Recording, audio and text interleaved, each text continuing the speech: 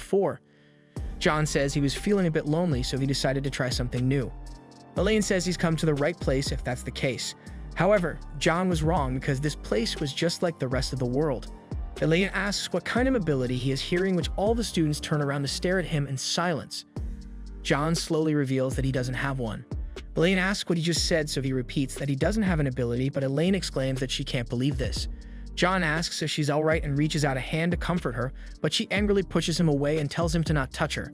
Standing over John, Elaine calls him gross and says she can't believe she just spent all that time talking to someone like him because he's more disgusting than the grimmest shake. The other students mutter that he's just another weakling and that the stupid new kid got their hopes up for nothing.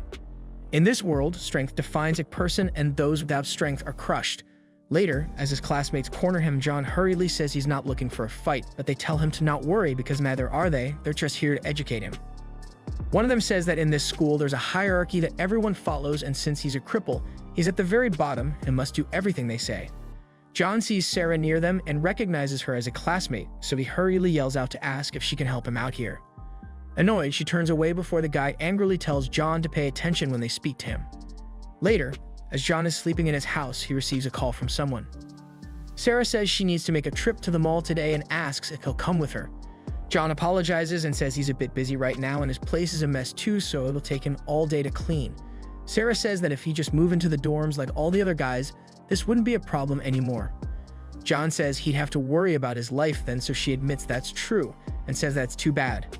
John agrees and is about to say goodbye, but someone suddenly rings on his doorbell. Stunned, John questions if she's already outside.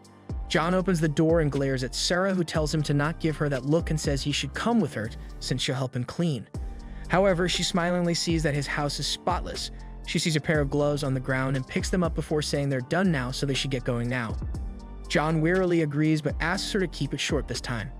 As Sarah is shopping at the mall, Sarah suggests a goofy-looking short and says he thinks the writing is pretty cool and might be some French. He wonders and heads to the fitting rooms to try it on.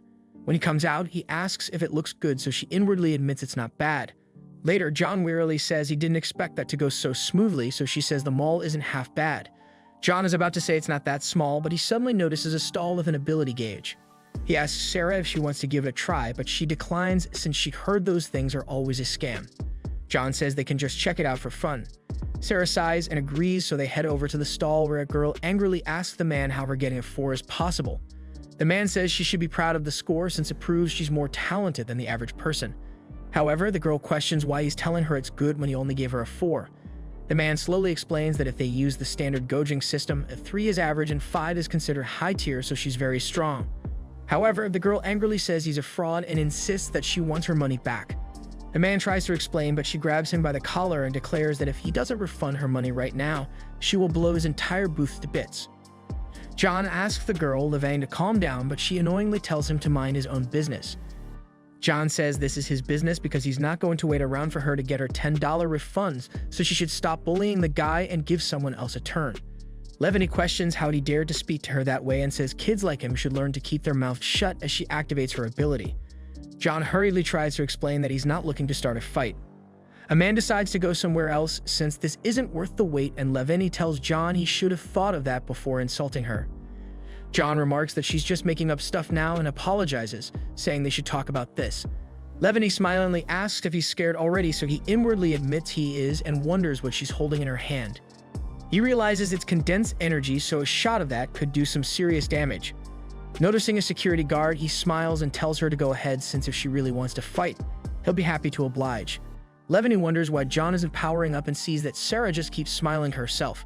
John asks what she's waiting for, so she orders him to not try to be arrogant with her and gets ready to attack, but John suddenly calls for help because this crazy woman's going to blow up the mall. Levany questions who he's calling crazy before a security guard grabs her hand and asks what's going on here. Levany hurriedly points to John, but he says they were just waiting in line, then she suddenly threatened to blow up this booth, which is why they spoke up. Levany says that's because the man scammed her out of her money, but the guard asks her to calm down because he'll take it from here. He angrily tells the man that he's getting tired of his charades and orders him to return the money he took from this lady now. The man tries to argue, but the guard tells him to not make him repeat himself and warns that if he causes trouble one more time, he'll make sure he never does business here again. He hands over Levany's money, so she thanks him or the help and leaves. The guard tells Sarah and John that they both better stay out of trouble, seeing which John remarks that it doesn't matter where the evidence points, the result is always the same. He apologizes and says they didn't mean to cause any trouble, but the man assures him that there's no need to worry about that and that he appreciates the gesture since not many people are willing to speak up nowadays. He assumes they are both here to have their abilities read, so John brings Sarah forward and says she is. In that case, the man says he'll give her a free shot since that's the least he can do. He takes Sarah's hand and smiles before revealing that her ability level is an 8. John sees that he can gauge abilities through touch before the man mutters that it's been a while since he met someone as strange as her, so she's very gifted. Sarah slowly thanks him, so he presents her prize, a cute little bear for a cute little lady. John remarks that it's worth as much as the fee before the man asks if he would like to try as well. As he reaches out his hand, John quickly whips his arm away. The man apologizes and admits he should have asked for his permission first, but John says it's no big deal since he wouldn't get anything from him anyway. Sarah puts her bear in the bag and they walk away, seeing which the man slowly smiles. As they leave the mall, John sees that it's already gotten dark outside, so Sarah remarks that that's because he woke up at 2 p.m. She sees that it's really crowded, so John suggests that they go to a different bus stop if that annoys her, since there's one nearby, across the park. As they're walking, John senses something behind him before Sarah starts chuckling. He asks what's up, so she says he built that up so much. She thought a war was going to go down, but he just ended up screaming for help, which was really anticlimactic.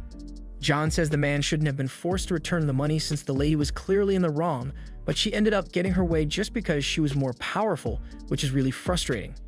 Sarah elbows him and tells him to not be so negative. She says he should worry about himself more since at least he didn't get his arm broken again.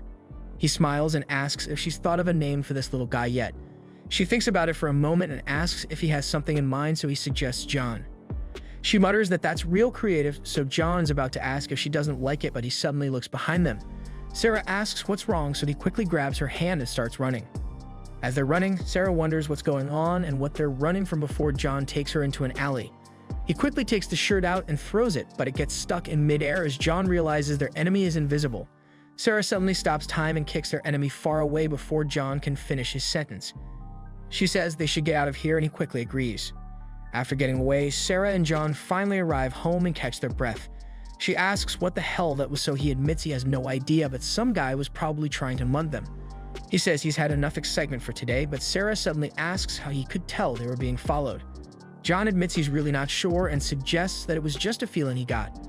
He asks if she's hungry and offers to make some ramen, but she says it's getting late, so she's going to head back to the dorms. John asks if she's crazy and questions if she really wants to go back out after that when there might be even more of them. She says she can take care of herself, so he mutters that he knows that, but it's safer if she just stays here for now. He questions why risk it when she can just go back tomorrow and is bright out. John goes to make some ramen, so Sarah sits down and notices a book named unOrdinary lying on the desk. He comes out to ask how much of the packet she wants, but he realizes he forgot to put the book back away. Sarah says he always surprises her and asks how he managed to get his hands on a copy of this when this book was banned almost 2 years ago, right after it was published. John says his dad had a few extra leftovers, so he gave him one. Shocked, Sarah asks if his dad is the infamous WHO. John slowly affirms this, so she says she's always wanted to read this, but copies are impossible to find nowadays. She wonders how it sparked so much controversy and admits it's really hard to find info on this book. John remarks that he didn't know she cared so much, as Sarah says she's heard rumors that it's cursed and a lot of people become delusional after reading it. All these superheroes who think they're doing the rest of them a favor, like Ecstatic or whoever else, have all just been influenced. However, John says they're not delusional, and the reason why all these people are stepping forward is because they realize the message that this book delivers: their world is flawed. They should be using their powers to bring balance and peace instead of using it selfishly like they are now. Sarah says he's starting to sound like those vigilantes, so he says it's better if she just reads it herself. In that case, Sarah decides to borrow it. In a control room, someone reports that Target 93 has been idle for 6 hours and 42 minutes and asks if they should record the target's location, so their higher-up orders him to mark it. Later, as John is sleeping, he hears someone being attacked before a girl offers to help him. John suddenly gets up and turns to see Sarah sleeping beside him. He washes his face and tells himself to calm down because that was just a dream. He puts on his hoodie and heads out towards the convenience store where he gets himself a snack. As he's eating, he thinks about the girl he was dreaming about and puts the snack back into his shopping bag. Later, Sarah sees that John's up early, so he says he couldn't sleep. She asks if he had a bad dream, but he just says he got them breakfast, so they should eat since he's starving. However, Sarah notices that something seems off. As they're eating, she remarks that he's usually very talkative, but he hasn't said a word since